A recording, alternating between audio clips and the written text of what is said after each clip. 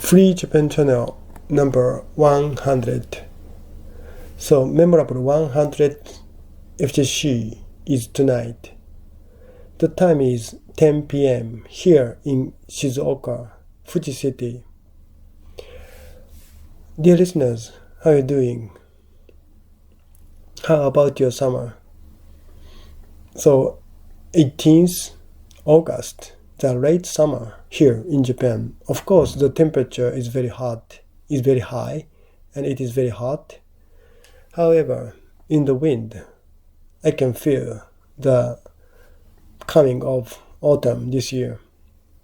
Are you enjoying this late summer? Tonight, I'm going to talk about Meiji Restoration, which happened in 1867 to 68. This Meiji Restoration put an end to Edo era.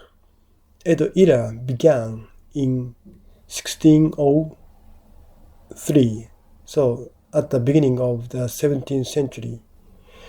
And the Meiji Restoration was roughly in the middle of 19th century. Therefore, Edo era continued for 250 years or so. Edo era was a soldiers' era. High-ranking soldiers were ruling Japanese society in Edo period. And restoration means the hegemony came back from soldiers to emperor. Restoration means this hegemony shift from soldiers to aristocrats or emperors. Of course, it was already in the middle of 19th century. Therefore, the democracy was beginning to be understood by Japanese people. Therefore, aristocrats or emperors, I said, but it was not the case that emperor, for example, himself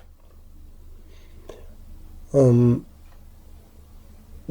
the politics, nor aristocrats control the Japanese politics.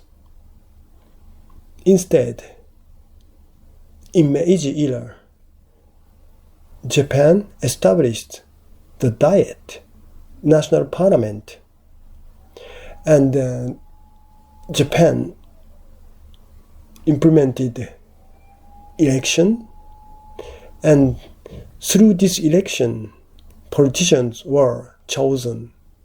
So this is the democracy or democratic system. So we can now safely say that Meiji era was a democratic era. Of course, now 2025, a mature democracy is spreading not only in Japan but also in the United States and in the Western countries. Meiji democracy was not so mature in the present sense. But now we can say that the so-called butt of democracy, Japanese democracy, was literally in Meiji era. The shift from Edo to Meiji accompanied so many conflicts, so many changes, and so many drastic tragedies. The war began between the high-ranking people of Edo government and newly emerging Meiji government people. And of course, history tells us that this newly emerging democratic people won the war against Edo government. the people of Edo government were defeated.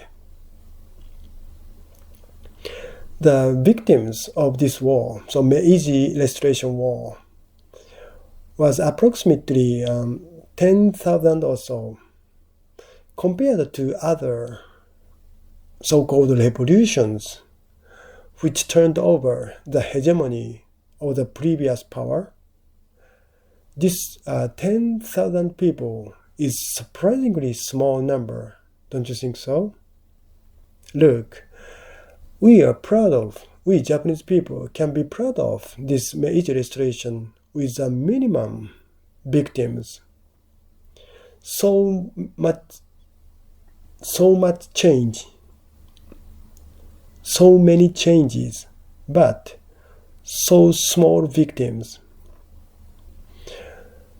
And from Meiji era, Japan began to run the course of democratic country.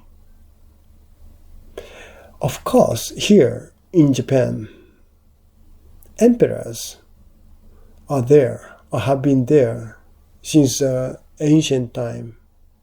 Therefore, not Republican country.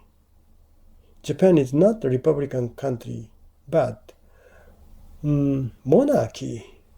Japanese system is monarchy.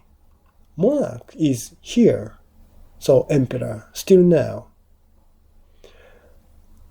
However, monarchy can be compatible.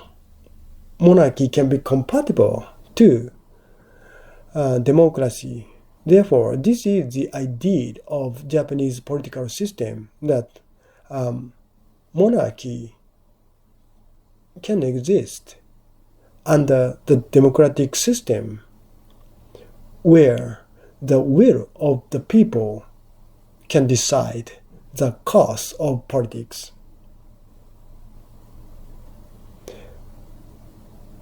Meiji Restoration accompanied the war, so-called Meiji Restoration War, or in Japanese, Boshin War. However, the number of the victims was relatively small compared to other Japanese wars. We can say that a kind of revolution was taking place, was taking form in Meiji Restoration.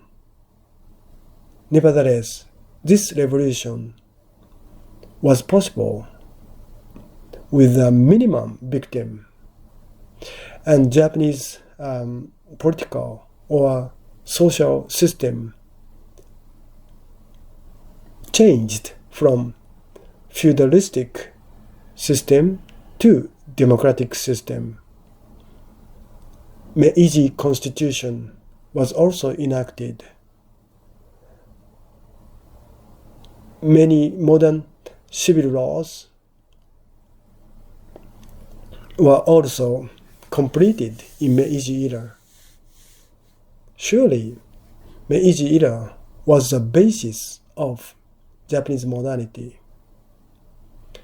It was 1867 to 68.